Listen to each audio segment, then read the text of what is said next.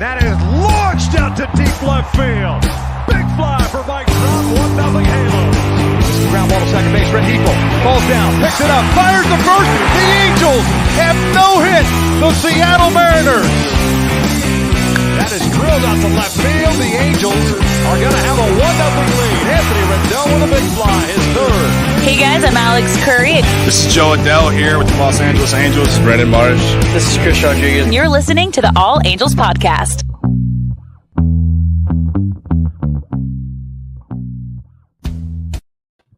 What is going on? This is another edition of the All Angels Podcast. I am Dan Garcia and joined with the Curator.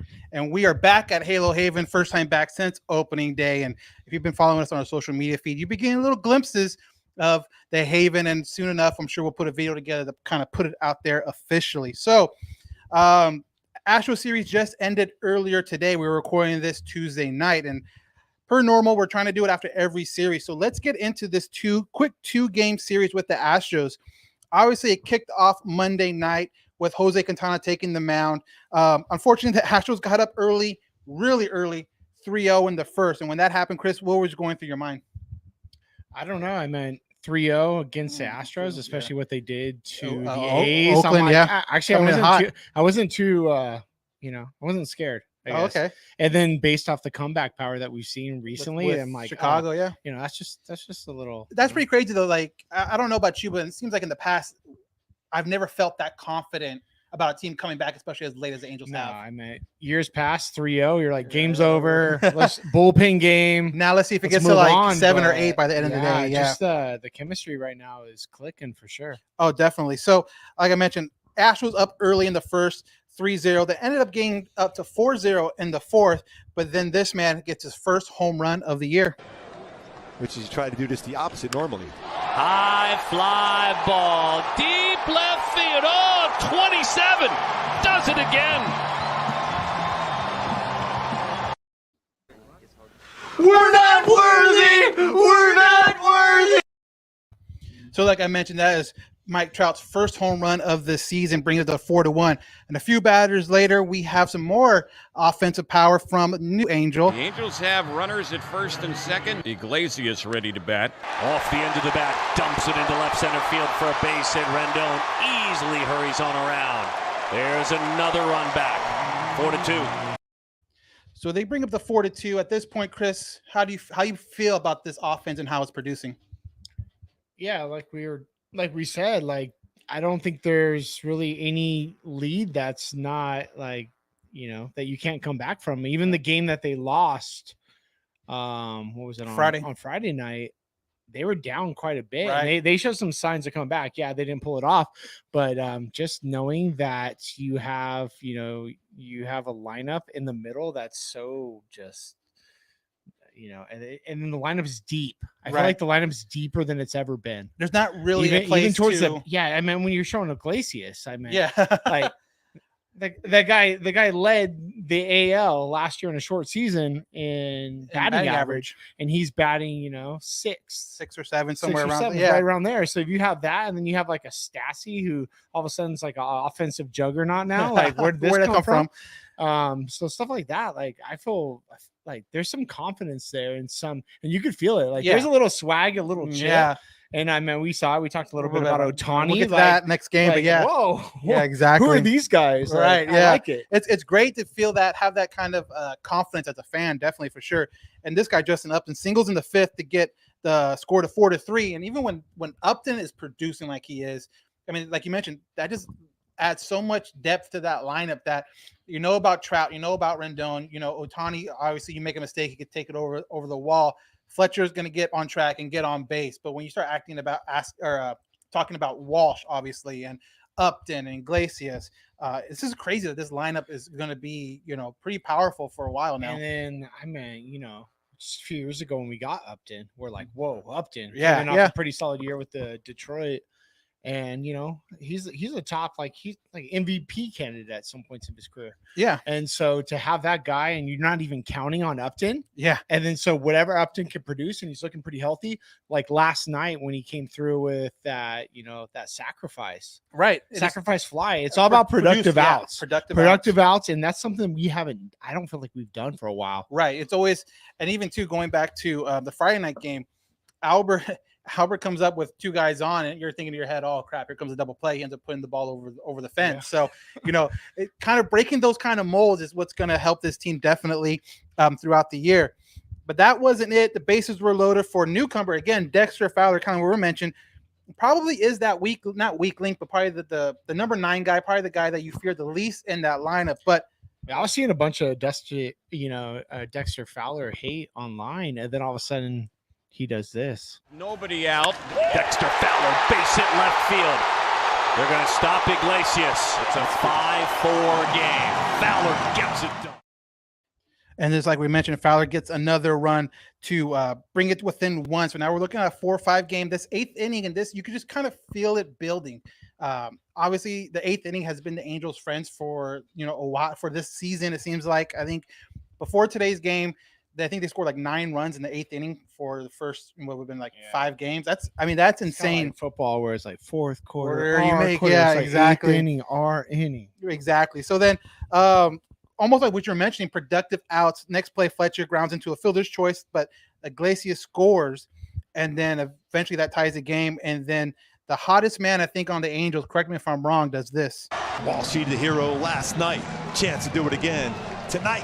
Walsh, bouncing ball, diving stop. They're coming home with it. Save at the play. Ohtani slides in safely. And the Angels lead it 6-5. And Darren Sun said it right there. That put the Angels in lead 6-5. Ohtani, I think a lot of Angel people know this about his speed, but I think his speed gets kind of underplayed nationally because they look at his 101 mile per hour fastball or his 115 mile per hour exit velocity off the bat. He can move. And there's not only this play where they went home and he rushed it knowing that Ohtani had speed, but there's been times where he's trying to leg out an infield single and the shortstop or third base knows they have to get rid of it quickly and they make a bad throw and it bounces away or it's just not on target and he's safe because of it. But Ohtani can help in that situation too. It's just being put on base, and believe it or not, for a two-way player, he leads the team right now in stolen bases with 2. Yeah, man, he's like a gazelle out there, right? Long and he's just flowing. And I think, yeah, you're right. Like when you look at a 5-tool player, speed's a huge factor, right? And I think they totally underplay his. And where his speed didn't work for him in the past is he had bad reads on the bases. Yeah, his base running was atrocious. You're absolutely right. Like he was like one of the fast. They say he's like the fastest guy on the team. Yeah, he's definitely faster than Trout. He says it too. Trout, will admit it too. He just can't. He wasn't running the bases right and bad reads. But you look at that play you just showed with Walsh. He got a good read on that. Yeah, and then his speed on contact, and then the throw. The throw wasn't bad. That Gurriel throw. Mm-hmm. It was a one hopper.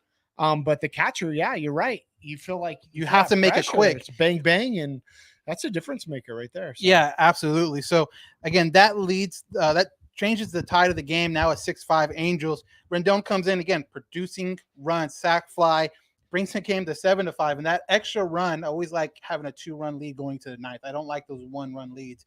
And this is the game that kind of proves that because what was it? Kyle Tucker of the Astros hits a home run in the 9th. Solo shot, so it doesn't do a whole lot of damage, but it does bring it a lot closer to 6-7. Myers in for the save. He does complete the save. He gets the save, and the Angels finish the game. Like I said, 7-6. Sorry, and it showed that this team, the Astros, came in on a streak, and like you mentioned, playing the A's really, really well and outscoring them like 30. I can't remember exactly, like 35-7 or 35-9 or something like that, and to have what pretty much turned into a guaranteed split because of a 2-game series. You'll take a 2-game split over quote unquote the division leader anytime. So 6-7. This game, there's a lot going on during this game, and we'll get to it in a little bit.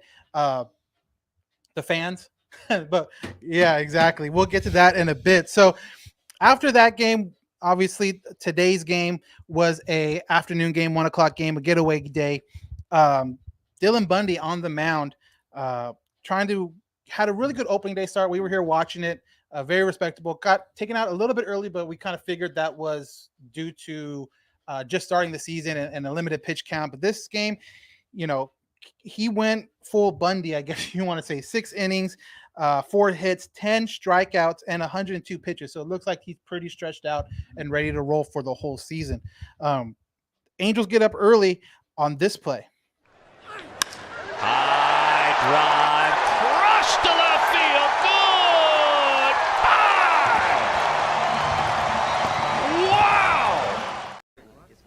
We're not worthy. We're not worthy. So that is Mike Trout's second home run in as many days. And that was a 2-run shot with Ohtani on second. And if you ever, I forgot what angle it was, or just a couple pictures floating out there that once that ball was hit, Ohtani looks back and is literally waving at the ball goodbye. And that's kind of Ohtani's recent little swag. We got that swag game. I'm kind of loving it. Yeah, he's being a little different. He's always kind of had that passion. And if you remember that 2018 start against the A's where he came out and struck out everybody, you saw that passion on the mound, but you didn't really see that anywhere else. Now you're seeing it with a little thing like that, waving the ball goodbye. And then like we were a little bit talking about earlier, the Monday night game, he gets hit on the knee coming in the pitch hit, and he stares down Joe Smith. Like Joe Smith too, Uncle Joe Smith, former Halo. Wasn't even hit that hard, but he didn't like it. Yeah. I mean, hit that hard is a relative term. I don't want to get hit with an 80-mile-per-hour pitch. I got hit 3 times the other day by the same pitcher. Yeah, but that guy's probably throwing like, and I didn't get a base because it's vintage baseball. So yeah, and that guy's probably throwing what, like 70?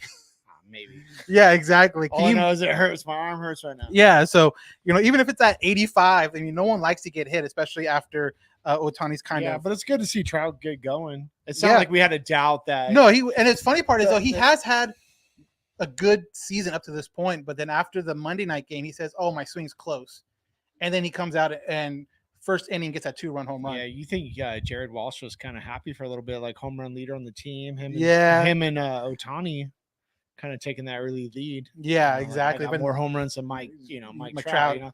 Flex a little bit. Yeah, exactly. So again, like I mentioned, that put them up 2-0.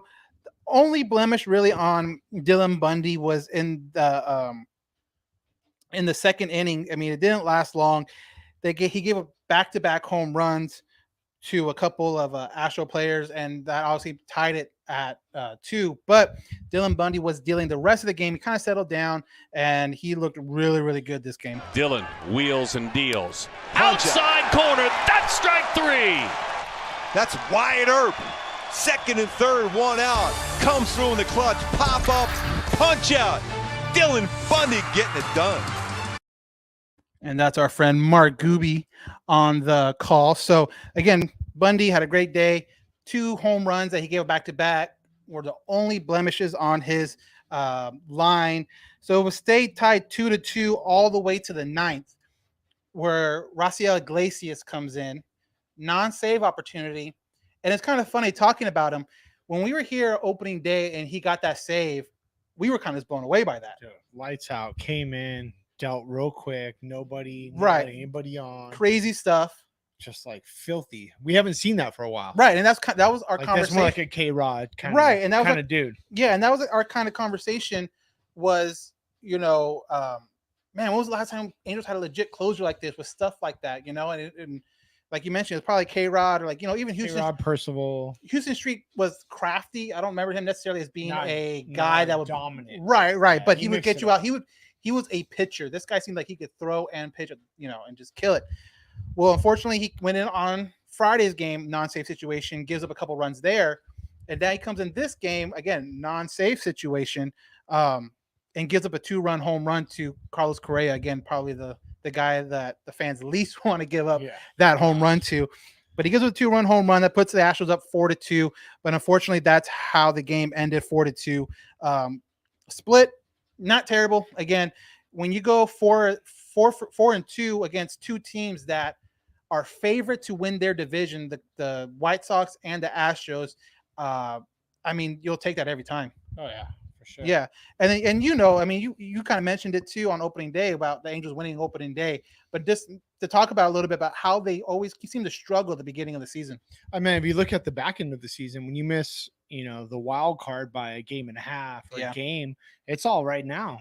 Yeah, like I think it's just the start, and Angels are notorious slow starters. We were talking to Brian Crosby the last week, and he said the same thing. And it's just like it's always been this thing, just like the monkey on our back. Right, exactly. The Bradley monkey on our back, right? Yeah, that's what it is. Yeah, especially during the Socha years. Oh, Socha years were plagued by slow starts. Right. In April, and we just can never get it going. Then we get it going after the All-Star break, and it's too late. Yeah. So to have a winning record to this point after two, yeah, granted it's 2 series, but like we mentioned before, that still hasn't happened. I think it came out like after the Monday night game that this is the best start for the Angels since like 2007 or 2008, somewhere around there, where they won a division. So granted, understand it is a small sample size. We're not saying that this means they're going to be a lock for the playoffs, but when you have a team that's so like almost known for getting off on slow starts, when you can do this against the teams that are at the caliber of the White Sox and the Astros, and we'll see what happens with Toronto because they're playing pretty well too. It's only a good sign from here. Yeah, that's all you could ask, because you go out there and you compete, and they were in every game they played. Yeah, yeah. Even the games they dropped, even that one game that kind of got away from them, they but still Friday came back. Yeah, that Friday game, the only game that when you look at the final score, it looks like a blowout, but it was a 1-run game going into the ninth. Yeah, and I don't think we've ever doubted the offensive firepower of this team. Right. Like, it's ridiculous. But right. Just the pitching, the bullpen. Right. I mean, besides Iglesias, the bullpen has been really well. They've been pitching really well. I mean, obviously it's been kind of taken over not through the media, but like the hot shot right now in the bullpen is obviously Chris Rodriguez for good reason. He pitched again on Monday with 2 2/3, 3 hits, 1 run, and that 1 run was kind of fluky. If you saw the play, there's a play at the plate. It didn't look like, I don't know if you saw it, but it did not look like Martin Maldonado touched that plate at all. But because it was called safe on the field, I don't think they felt comfortable overturning it because of that. But if he's called out on that play, I don't think there's enough to overturn it that way either. So, that's kind of a fluky play. That's the only blemish he had against himself on Monday. But again, another 3 strikeouts, 2 walks. But again, when you're out there fooling guys like Altuve and fooling guys on the Astros who, granted, whatever you think about their past, they can still produce runs. And he's fooling all these, all-star caliber guys. So it's again, another great sign from Chris developing. Now we'll see, probably take another couple of days off. It looks like he's going to be like a 2-day or 3-day break in between each appearance, especially going multiple game innings. So one thing that I wanted to mention, Monday, trash cans. Oh, yeah. No, I forgot what inning. I think it was like the 5th or 6th. You get an inflatable trash can thrown on the field, and when you saw, I was impressed. I'm like, where do you even buy this thing at? No, the funny part is, okay, so I felt like it was like homemade. It was. So I forgot whose Instagram replayed it, but that guy on his TikTok, and I should have wrote down the names to give credit to, but I totally spaced on it. That's my bad. But he kind of showed on his TikTok the process of how he did it. It was a Coors High Life can. Like blow up. Okay, I saw a little bit of that. Yeah, and so he just painted it, striped it. I don't know if he striped it, but I think that Coors like outside motif came off. Like he peeled that part off, so it was just a solid gray. Well played. Inflatable, and then it showed him sitting on the couch with a black Sharpie writing, doing the lines, and then the next scene is him throwing it obviously into the crowd, and the crowd pushing it over into the warning track, and that was creative. That was flat out creative because Angel Stadium. All about that. Yeah, that's funny. And I think the fact that the Angels, or not so much the Angels, but any fan base didn't get a real chance to kind of. I saw a lot of Dodger fans giving us props, and like that doesn't ever happen. Yeah, exactly. It's like. And then did you see Oscar the Grouch at the game today? Oh, today, yeah. So we'll get to that in a second. But so well played. Later that night, I don't know if it's the same guy or different guy. Homeboy stepped it up a notch. You see the videos going around online on trash Twitter, cans on the ledge, pounding it to a point to where I think it's in the 8th inning. No, it's in the 7th inning. It goes over, and it just now everything's recyclable cans, so are all over the place. I kind of did feel bad for the ball boy. He's like, now he's a garbage guy. Cans and now he's a garbage guy. Exactly. Yeah, garbage man. Oh, so that was funny. Obviously, the boos rained down whenever Altuve, Correa, Bregman, those guys came up. But hats off to the Angel fans. Soon as Martin Maldonado was introduced, they were quiet. Yeah, they knew the situation. Mad respect. He wasn't part of all that. Right. So. He was actually with the Angels at the time. Yeah. So, and he's always was a kind of a fan favorite when he was here for that short time. So hats off to Angel fans for recognizing that not everyone on that team was involved in that. But, I guess the three major guys now that Springer's gone are still there, and they definitely let them have it, throughout the series. I felt like the employees and like ushers and everything were kind of just like letting things play out a little bit because we've tried little gimmicks that were way more like more chill, and they would not let you in the stadium with like a certain like rally helmet or with a broom things on it. That are very very PG. But I think they just kind of like turn a blind eye and like. And did you hear like when the Astros were warming up in Oakland? Oh yeah, they play Carrie Underwood before he cheats, and stuff like that. And Ace of Base. I saw the sign or something like that. Oh god. Yeah. Wow. So I think they're gonna get that. Yeah, I think they're just kind of letting it play out. And the guy had the trash can on the ledge and going at it. Right. Well, that's what I'm saying. Like traditionally, he would have been gone right then and there. And then it's the same dude that throws the trash can on the field towards a player. But yeah, I'm not mad at it. Yeah, exactly. Don't get me wrong here. I mean, yeah, if this is like 2-3 years ago before all this comes out, he's out. As soon as he picks up the trash can from the concourse area and walks it down the stairs, he's done. Anaheim Police showing up. But I think honestly too, like some of the ushers, they're probably baseball fans too. And they probably know exactly what happened. And they're probably either Dodger fans or Angel fans just living in that area. Yeah. And if they're Dodger fans, they have even more of a, reason to be like, oh, I'm going to go look over here and just make sure you're not there when I turn back around kind of Make deal. sure you tag that guy if you know him. And we'll get him on the podcast. Yeah, really. Week, so. Yeah, exactly. So after this game, it came out, Dusty Baker was asked about it. And I'm going to read you his comments. And I want to see what your reaction is, Chris, to this. So, he says, quote, you can tell the amount of hostility and the amount of hatred in the stands. I think that sometimes we need to look at ourselves before you spawn hate on somebody else. It's a sad situation for America to me when you hear things. I mean, what are kids supposed to think in the stands? And some of them are kids that are following their parents. It's sad to me. People make mistakes. We paid for ours, and I wish they leave it alone. So, those are from Astros manager Dusty Baker. When you hear that or where you see that, what is your first thought? Okay, first off, Dusty Baker is from Riverside. Right. Where we're doing this podcast. We already have a kind of. I have a lot of respect for Dusty. I actually met him. He did a talk for like local sports coaches and stuff like that. So I'll start with that. I like his managerial style. I think he's way off. It's not hatred. Right. Like it's not hatred. Like I don't hate the Astros. It's not like something on that level, especially where we're at in this country. I like trying to equate that with what's been going on it's not accurate. Right.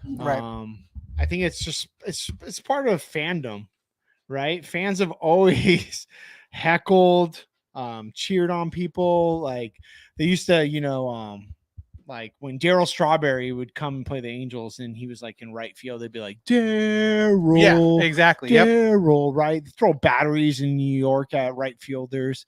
Like this has been going on forever. And you know what? They got to take their lumps. And it sucks because he wasn't there. Right. He's doing a good job in managing the situation. But when he took the job, he had to know. He knows it's coming. Yeah. And they actually lucked out because we only have 25% capacity. We're looking at 13,000 fans in the stadium. They could have really had it. Right. Because before the shutdown and everything, Angel fans and most Dodger fans were going to come to Anaheim, invade that stadium. It was going to be full out. It had been out of control, so they lucked out. So I don't know. I think he was way over the top in that statement for sure. Yeah, I think he was kind of dramatic with it. And I think they do play the Dodgers this year, but later towards the end of the season, and with the way it's working in California, that might be a full capacity crowd when that happens. And if you thought what the Angels fans did at a minimum capacity is bad. It's going to get worse from there as more and more fans fill the stands. My whole thing with it is, obviously, I don't know what was said. Obviously, I wasn't there at the game. But if you're booing, if you're banging on a trash can, if you're saying you suck and you cheated and all that stuff, that's one thing, and I do it. I have no problem with that. Now, I know there are probably some knuckleheads that probably went too far, and next thing you know, you're threatening life and all that stuff's not cool, regardless of what the situation is. But if you're going to call a guy saying you suck, you cheated, steal the sign now, stuff like that, that's not hatred. That's just good old I hope nobody's life is being threatened, their family being threatened. And you know what? A lot of this is on MLB. If they would have handed down some consequences, are they still going to do stuff on the road? Of course they are. Right. But it's going to be a little bit lighter. We're going to be like, okay, they were properly punished. But when they got nothing except for AJ Hinch and maybe who was and the he's GM? Back. Well, AJ Hinch is back in Detroit, Jeff Lunau is still out of the job. But if they would have done that, I feel like it would have been a little bit lighter. And it's just it is what it is, man. Right, exactly. So that was kind of the drama with the Astros, and I'm sure they're trying to play the victim. And, right, I appreciate that. And I don't think that's probably even worse. Kids and that's kind of dramatic. Guess what? I was at Oakland, and kids were cussing me out because we were Angel fans in the crowd, and they're throwing nacho helmets and stuff like that. So I get it, but this is what we call home field advantage, Justin. Right, exactly. That's what it is. And when you have a situation that's that big, obviously it's going to come into play. So that was the recap for this last series. Again, a split with the Houston Astros. We got a couple trash cans, one inflatable, one actual trash can on the field. So that kept it really interesting. But we're going to take a quick commercial break. And when we come back, we'll have another edition of the Curators Chronicles. So we'll be right back after this. Ready? Let's go! Batter up! We're taking the afternoon off. It's a beautiful day for a ball game,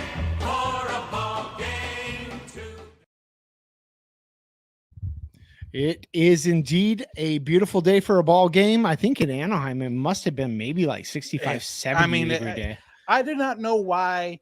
And I went on a Chicago White Sox podcast before the season started, and they were saying, why don't you guys get opening day every year? The weather out there is great. And he was like, I understand why Chicago doesn't, because the weather is so up and down, you can't predict it. But when you live in Southern California, the Dodgers, San Diego, Angels, they should all have opening day at home on the first weekend of the season, just because it's guaranteed weather. Yeah, we had no marine layer, I don't think, today. In Riverside a little bit, but the ball is bouncing out. You see that ball flying today. There was no marine layer. No marine layer. But on Monday and I believe Sunday too, there was a couple balls that they hit, and that's a dead ball. That's a dead ball. That's dead ball era. Yeah. All right. We digress, but I'm here with another edition of the Curators Chronicles. With me, the curator. So today we present to you a piece of Angels history. This is something that used to happen at the stadium.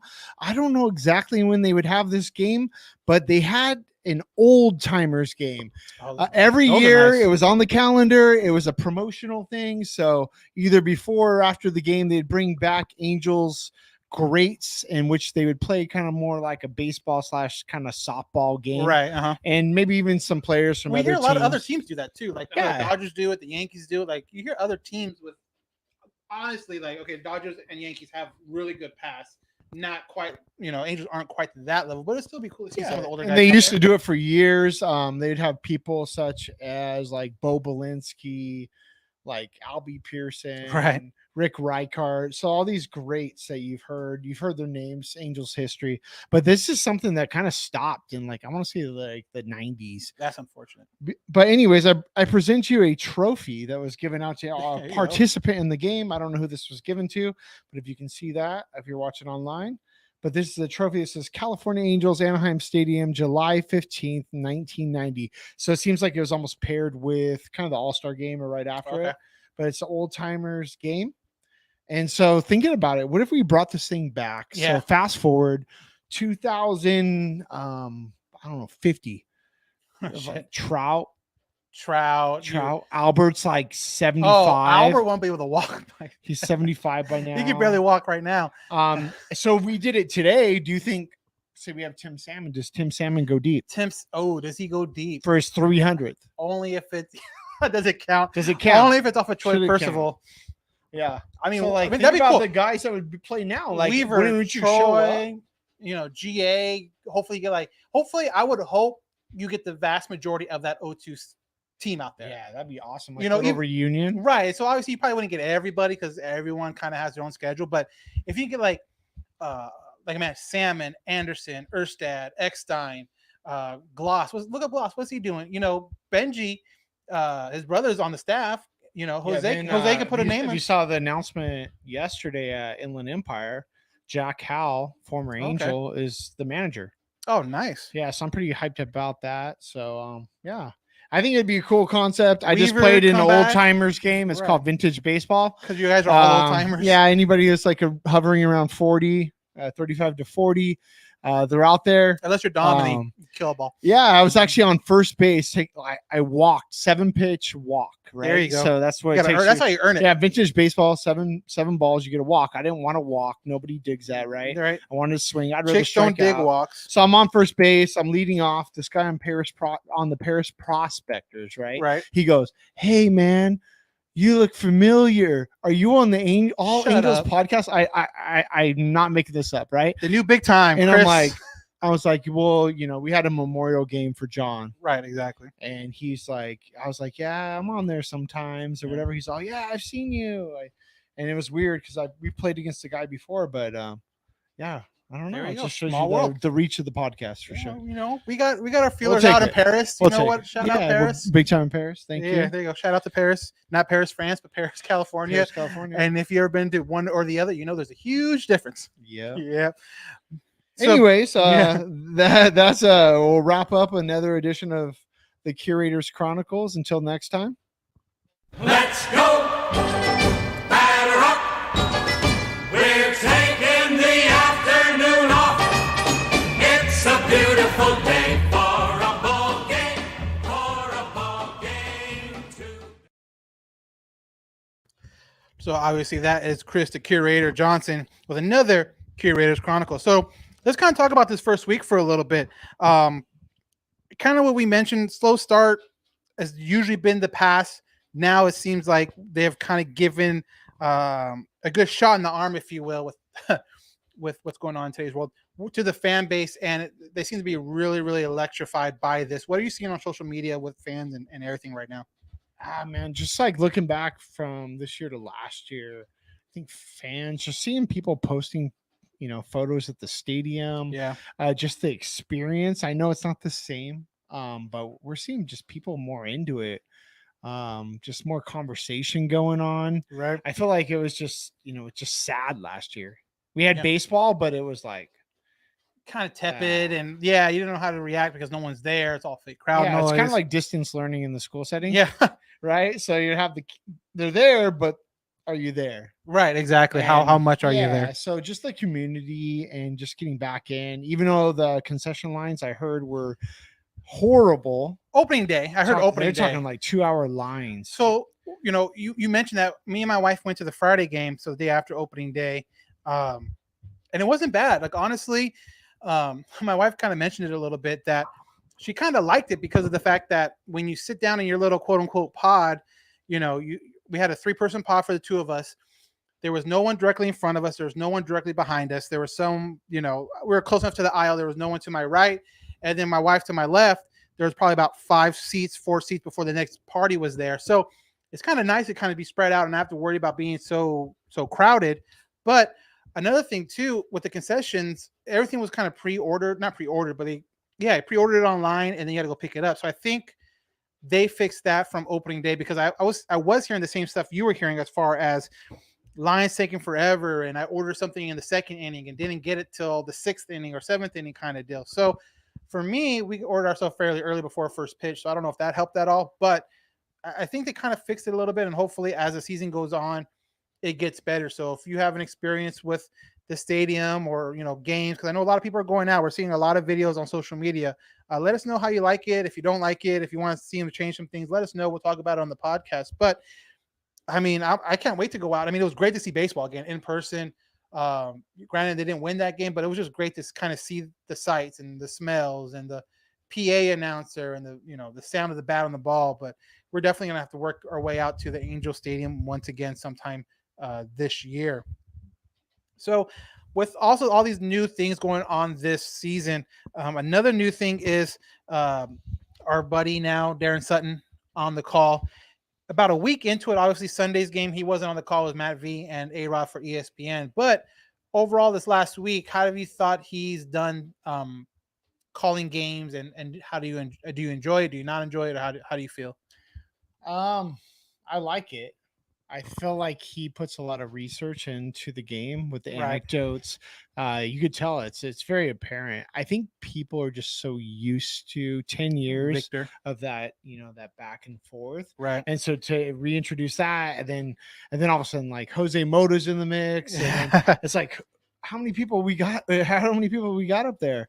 And no, I think Darren's doing a good job. And then, him and Gooby are playing off each other very well. I think some of the comments I've seen on social media were like he's just kind of over the top, right? With or very dramatic. Somebody said he was like Joe Buck. Oh, I don't think that's fair. I don't think anyone can be like that. I feel like we need to give him a chance, give him some time to develop that relationship. It's very, we're 6. Yeah, it doesn't happen overnight, exactly. To gel, like if you look back at Gooby and Victor at the beginning, yeah, people did not like them. They liked Rex Hudler and Steve Fizzy because that's what they were used to. Yeah, and like Rex Hudler would be like, "Oh, let's go to Exmo," which was like a super slow mo, but they called it Exmo. Right, super cheesy, right? And then all of a sudden it's like, who are these new guys? And it's going to take a while, but I think Darren's doing a good job. I appreciate the research that goes in, his anecdotes. I mean, he played baseball too. He has a career in it. Obviously, he grew up around the game, but well, too, like, and he's a super nice guy. Like, yeah, I listened to the interview you did with him, and you can't not like this guy, right? And too, like, he's coming from a background of scouting and dealing with the perfect game, which for people that don't know is like an amateur, high school kids. I don't know if it's like a travel ball team, but it's like a showcase. A showcase. That's what I was looking for. A showcase. They go around the different parts of the nation and have showcase games. And he was a big part of that development. So he's seen a lot of these guys, not only on the Angels, but younger guys on other teams. So he kind of has that scouting background and what teams look for when it comes to younger players. And with the Angels right now, you're seeing a lot of their younger players kind of developing in front of your eyes, whether it be Chris Rodriguez, whether it be David Fletcher. Obviously, he's been around for a little bit, but he's still pretty young. Ohtani's pretty young. We'll see Griffin Canning this next weekend. We'll see how he does. He's young. But it's just cool to see him out there and or hear him out there. And I just think you're right. It's not as natural to me as it was with Victor and Gooby. But again, like you mentioned, that's like 10 plus years of that. That doesn't just happen over 6 games and 4 spring training. Yeah, games. look at the podcast from the very beginning, right? With you and John. Yeah. Like, a little awkward at the beginning, right? Yeah. It developed though. Right, because you don't know when. Yeah, you don't know who's going to talk when and whatever. Yeah, it's like awkward first date, right? Yeah, exactly. It takes a while to get to know the person and kind of get their style. So it just give them some time. I think it's premature for sure. So one of the questions we got on Twitter earlier on our Twitter Halo_Haven asked the question: are you worried about our closer? Raciel Iglesias, kind of like when we mentioned, looked really good opening day, but in the last 2 outings has not performed very well at all. How do you feel about it? I'm not. No? I don't know what else to say. I'm not. Oh, wow. That's pretty quick and to the point. But I mean, what else would you prefer right now? No, you're right. Yeah. Like, I mean, you want to bring back, what's his name from last year? Who's that? El Caballo Blanco? Yeah. I mean, no, but at the same time, I don't know what, I don't know. It's just, you hope that it's just rust or just getting into the groove of things and not something more serious. Because right now, I mean, it's honestly not great for him right now in the 2021 season. His been in 3 games, and obviously one of them was opening day, and we actually got the save. But he's getting up a home run. He's given up 3 runs already over two outings that were non-save. So, I mean, when closers get in games that are non-save, they lose that mentality. Right. And I think that's part of it. I mean, just after seeing opening day, like the potential is there. Like it's ridiculous. And I feel like if your last name's Iglesias, you're going to be all right. Yeah. Yeah. I mean, he should be fine. Like I said, hopefully it's just a bump in the road. But the good thing to know is that it doesn't look like the bullpen is going to have a lack of options. It just seems like Chris Rodriguez could be an option down the line. It does look like, Mike Meyer is an option. Junior Gara is an option. I mean, Meyer, Gara, and Iglesias all have saves. Madden has been on the record saying that this whole Chris Rodriguez deal is opening his eyes to a lot of possibilities, and maybe that's him in the closing spot. Who knows? But if he continues the way he's going, and you're not going to use him as a starter, why not put him as a closer? Why middle relief? Right. It just seems like kind of a waste there. Like, honestly, I think the only thing you get out of it is that you it gets the innings. Right? It gets stretches innings. Yeah. Which is going to be interesting because Chris Rodriguez's first outing was 2 innings. This last time was 2 2/3. So I don't know if they're thinking about stretching him out to being a starter at some point this year. Maybe if Quintana struggles or, Canning struggles or whoever struggles or gets hurt, is he that next guy up? What do you think about that whole, now that you kind of bring it up, like the opener kind of thing that trended a little bit last few years? I don't think they'll, I don't think they'll do it. I don't think Madden will do it. It's more like an Osmus was doing that. Yeah, I don't think Joe did it at all last year. I think if he did it a handful of times last year, then I think it'd be a serious conversation. But I could be completely wrong. But as I think about it, like I don't think he did it at all last year. So I don't know. Yeah, exactly. And then we got a comment here. I remember Darren and Mario Epinda.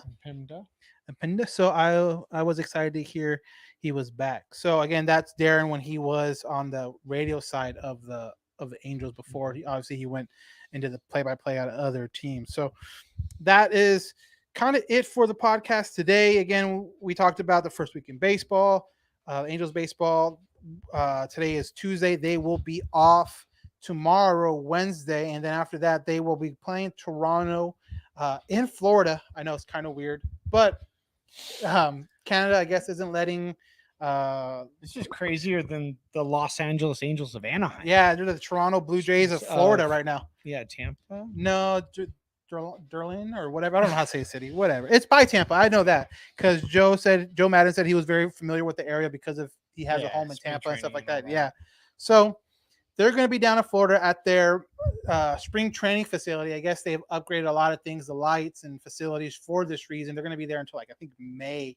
But as we record this, the Blue Jays are 3-1. They are playing Texas today and they are playing Texas tomorrow. And then that's their getaway day Wednesday. And then obviously they'll be there for the weekend series with the Angels. The Thursday starter, I believe, is Griffin Canning. And then the Thursday's Canning, Friday is Heaney, and after Saturday or Sunday is unsure. I'm guessing we'll see Ohtani at one of those days. Yeah. And then go Ohtani Sunday again. Right. And how did you feel about Ohtani's last outing, hitting and pitching in the same game? Did you like the fact that he did both? I loved it. Yeah. Jeez Louise. I think that's everything. I think that's what we've been looking for since we signed him. We haven't truly seen like the greatness. Right. And when he came up and hit that bomb, like goodness. Like that was crazy. Yeah, that sound. That's a difference maker. That's how you win the West versus you come in a game and a half back. Right. Like that sound, that crack off that bat. Like, yeah, I get pitchers hit in the NL. I get it. But they don't do that. Yeah, but they do not come up like I'm a bona fide hitter. I'm a threat. Yeah, like, oh, I need to pitch around this guy, but who are you going to pitch around? Oh, Mike Trout's up next. Right. Oh, and then Rendon. Next. Oh, Upton's or Walsh. Looking better. Walsh. This lineup is Walsh deep. Walsh needs to play more. Yeah. And how'd you feel about today? He played in the left field because they needed to get him in the lineup. Yeah. They had Upton, Trout, and Walsh in the outfield. And then Walsh isn't even someone that you're counting on to like produce like this. Right, exactly. Yeah, he did it last year, but this isn't a guy like you pencil him in and like a, every day. Like a top 3 player on your team. But he is helping the fantasy team. And shout out to Sunday League, the podcast. I'm in their fantasy baseball. Got Walsh fairly late, and he's producing. And then just thinking about Walsh at Inland Empire, I remember seeing him. Right. He was doing well. Yeah. But he wasn't a top 5 prospect. He wasn't like killing the ball where it was like, oh my God, this guy's. I remember it wasn't after the Joe game they promoted him. Right. He wasn't like when Joe was down there and you knew. Yeah, and I've seen guys down there like crush the ball, but they never made anything of it. Right. So just to have like a guy that come out of that. And no, it's great. It's great. And he turned it on. Like kind of like you mentioned, he's an extra bonus that you did not expect to have this season. Yeah. Definitely. Insane. So Jared Walsh, obviously a big part. We'll see how he does down in Florida. The kind of early reports, what I was hearing is that it's going to be windy. They were kind of talking about it today. The wind goes out. Yeah, they were kind of talking about it today on the radio broadcast, and they were saying, it's not a pitcher-friendly wind. So, the one thing about Toronto is that you worry about their pitching. I think they're going to miss Ryu because I think he pitched yesterday. Okay. So they should miss him in the rotation, which is great. But then they have some guys. Right. Now they're going to miss Bundy, obviously him pitching today. Yeah, but you got the Guerrero. You got the Guerrero. Bichette, you got I think Biggio too. You got all the 90s. Too? Yeah, you got all the 90s. The 90s cool kids' sons are Yeah, playing. exactly. That's what it is. I feel old now. Thank you. Yeah, that's how you feel when you're like, oh, I remember him play. Oh, no, that's his son. Oh, never mind. Yeah. So that's Toronto, the Toronto Suns, I guess, but SONs instead of SUNs. But yeah, so that's the next series. We'll be back on the Angel podcast on Sunday night because obviously that's a afternoon game, or actually early. That's like a 10 o'clock game our time. So that's a morning game. We'll probably have another podcast around 6 or 7 o'clock that night to talk about that series and then preview what's coming up for the Angels. So and that's something else to look forward to. Another good team, another good test. And if they are able to get a split or a series win, I think they're just only going to build and build because this month is going to be it's going to be crazy. It's going to be a lot of good teams that they're going to play. Yeah. So it's got to win the series. Exactly. Like even with the split today, like, yeah, of course we wanted something more. We were in that game to the end, but you got to win the series. Right. And at the end, if you split. Yeah. So after Toronto, they go to Kansas City. Kansas City's been playing very well. And then they play the Twins. Obviously, the Twins are a team that people, would fight for the wild card. And it's just crazy. Texas, maybe not a big threat. But then you have Houston again towards the end of the month. And then the Rangers again. So, yeah, this front part of the month is really loaded. And if you can get out of this first half of the month above 500, I think you've done really, really well for yourself. So, last thing before we go, we kind of mentioned on opening day our Tyler Skaggs Foundation Tyler Skaggs Foundation. The way we're going to donate to them this year is going to be obviously through the strikeouts. We picked Andrew Heaney and we picked Felix Pena. Heaney, I believe, got 4 strikeouts in his outing. Obviously it wasn't the best outing, but he did get 4 strikeouts. Pena is still working his way back from the IL. Should be back soon, from what I understand. So that's something to look forward to. And I kind of, now that we kind of thought about it and it clicked on my head, who do you think he replaces? Because Shishak has done good. Obviously, Chris has done good. Yeah. Meyer's done good. Iglesias, you're going to hold on because that's a lot of money and just raw talent too to move down. So it's gonna be interesting how they have to maneuver that bullpen once he is ready. Hopefully in a week or so. But we had a fan reach out to me. They wanted to kind of get in on the way we're donating, again, $1 per strikeout. So they said have us pick the player to donate to the Tyler Skaggs Foundation, $1 per strikeout. So I think it's only appropriate with not only his appearances on the podcast, not only his great story, and I think his, domination, for a lack of a better word, right now.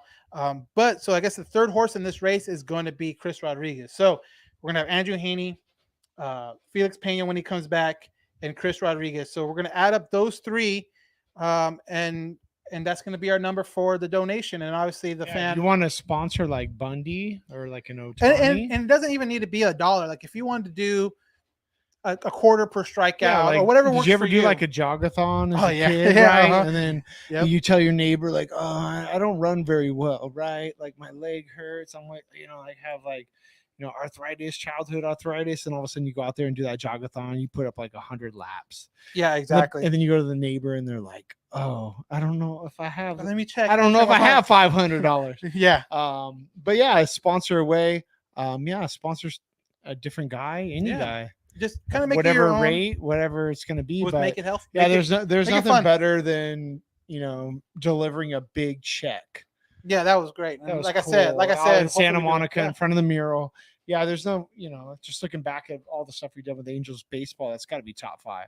Oh, definitely. And it's something, like I said before, I really hope it becomes like a yearly tradition for us to be able to do that with Carly and stuff like that. So, yeah, we'll see. The fan pick. I picked Chris Rodriguez for the fan.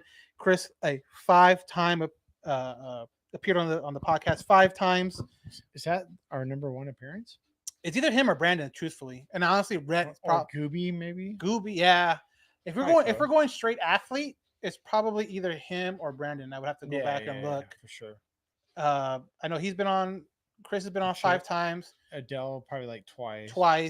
Walsh we had on 3 times. I don't know if we can get him now. He's pretty hot. Who knows? Maybe I'll test my luck, and that phone number he gave me, I'll shoot him a text and see if he answers it. Okay. But who knows? And Ace here from our Twitter feed says, Angel fans, don't panic. In April of 2002, the team had an 11-13 record. So obviously, the season's still really early. We'll see what happens, but as of right now, we are really loving what's going on. I'm feeling good right now. I am feeling great. Like, even though we got off to a really good start. I want to say like 2 or 3 years ago, we were on top of the division. We were posting the standings, and then things just tanked. Yeah, hopefully that'll happen right now. It's just all comes down to injuries. Oh, absolutely. Saw what happened with Tatis today. Yep. Like that's a difference maker. We lose one knock guy. On wood. Yeah, we lose one guy, game over. Knock on a trash can. Yeah. But yeah, I think it's an injury thing, and if we can avoid that for the most part, we're gonna have some. Have some, especially pitching staff. Right, like exactly. That. But I don't know. I'm feeling really good about. I'm feeling great. I am feeling really good about this. It affects my mood beyond just watching games. Like it translates into my daily interactions with people. Feeling pretty good right now. Walking to work looking like all right. Dodger fans aren't heckling me too hard, so. Well, especially this last couple games where it's like your enemy's my enemy, so it all works out. Yeah, for sure. So that's gonna wrap it up for this edition of the All Angels podcast. Again, if you want to reach out to us, email us questions, comments, concerns, anything that you think will help this podcast at allangelspodcast@gmail.com. Again, that is allangelspodcast@gmail.com, and we will make sure to get that on the show. Other than that, please subscribe, rate, review on iOS. Help us 5-star, right? 5-star, yeah. I think it's the only thing you can rate. Yeah, hopefully. That's what everyone says. 5 stars only. But yeah, help us spread the word. This season's off to a great start, and we're hoping to reach more and more Angel fans throughout the country. A ton of giveaways coming up. Yeah, Chris has sprung on me a bunch of giveaways that he had. I didn't even know. So we're going to have a post-podcast meeting and determine what's a good way of doing this, whether it's the Q&A we did last time on opening day, which was really fun, or other stuff. So so definitely you want to follow us on our social media feed, and we'll post there first every single time we're going to do a podcast. So that's Halo_Haven on Twitter, on Instagram. It's Halo Haven on our Facebook page, where you can watch this live stream, or our YouTube page at All Angels Podcast YouTube page. Everything's in our link. You go to our Twitter, our Instagram. It's all in the link. Click it. You'll find a bunch of links there that will be connected to us, Tyler Skaggs Foundation. If you want to help Johnny's family, there's an option on there too. But it's all there in front of you, and you pick what you want. But thanks again for having watched, listened, hopefully reviewed, and rated this podcast if you're an Apple user. And I see the numbers. I think it's like 80% Apple users. So we should have a lot more reviews.